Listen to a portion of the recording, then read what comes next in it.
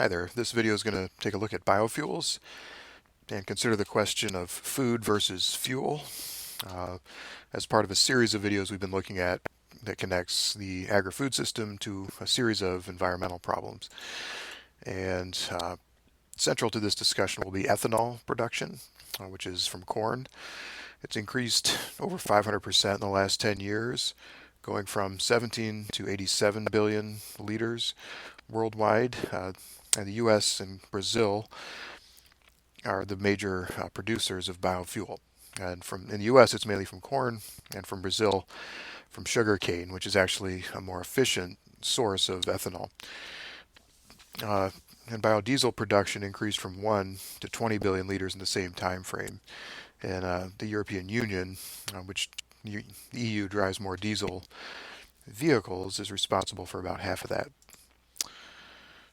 So many nations have implemented new standards, trying to get off of carbon-based fuel sources like uh, gasoline and oil. And so in that respect, it was viewed as a good alternative.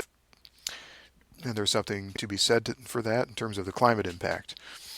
There's a $19 billion in taxpayer subsidy support for the ethanol industry in the U.S. So corn producers can receive a substantial amount of money if they divert their corn into ethanol production. It's now looking at how much that's grown. It's more recently it's closer to 70 billion. And three firms, so it's a highly consolidated and concentrated industry. Three firms control 40% of the production, with that concentration going up.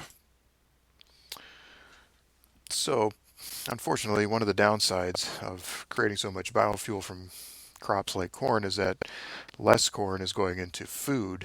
Uh, so, biofuels are consuming more grain than ever in a very inefficient manner, because 8% of fuel needs in the U.S. are met by biofuel, but we lose 40% of the corn harvest to accomplish that. So it's not a very good ratio.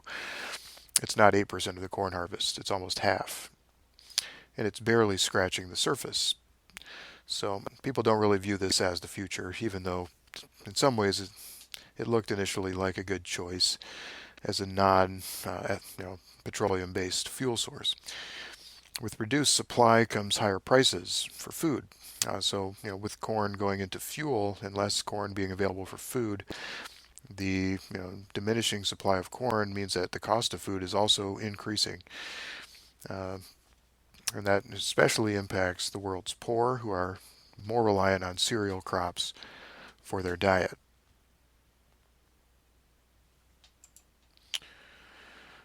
In terms of biogas, so this is from livestock, not from crops. Uh, Methane production primarily. Animal waste can become a fuel source, offsetting some of the inefficiencies of climate impacts, much like biofuel can. Biogas can be captured and concentrated as either methane or carbon dioxide.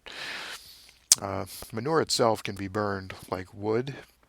In fact, it's a heat source and a cooking source for many people around the world, uh, especially in less developed countries where there's less wood available for those needs. And so it's always, biofuel has always been, and at least in low-tech ways, used by humans. Cow manure is a traditional fuel source in many parts of the world. You could see the growth of ethanol and biodiesel growth over time uh, in this chart, with, as we said, about 20 billion liters in the beginning of the 2000s and rising dramatically, closer to 100, and now we're well past that. So the food versus fuel debate is the concern, because as more of the cereal grains go into fuel production, we're losing it in food, and that's having economic impacts on food prices. Uh, just go to the grocery store and look at how many products have corn in them. Almost everything at the grocery store has corn in it, including things like batteries, objects you would never even imagine. So there's been a major increase in the production of biofuels. Uh, Raises questions about food security and vulnerabilities, especially for the world's poor. Fuel replaces food, the supply of food goes down. dramatically, while the supply of fuel only goes up a small amount incrementally because it's a rather inefficient fuel source. So price increases may benefit the affluent urban nations who are less concerned about food prices, perhaps, and more concerned about fuel prices. That's not the case for the global poor who don't even have the luxury of driving vehicles.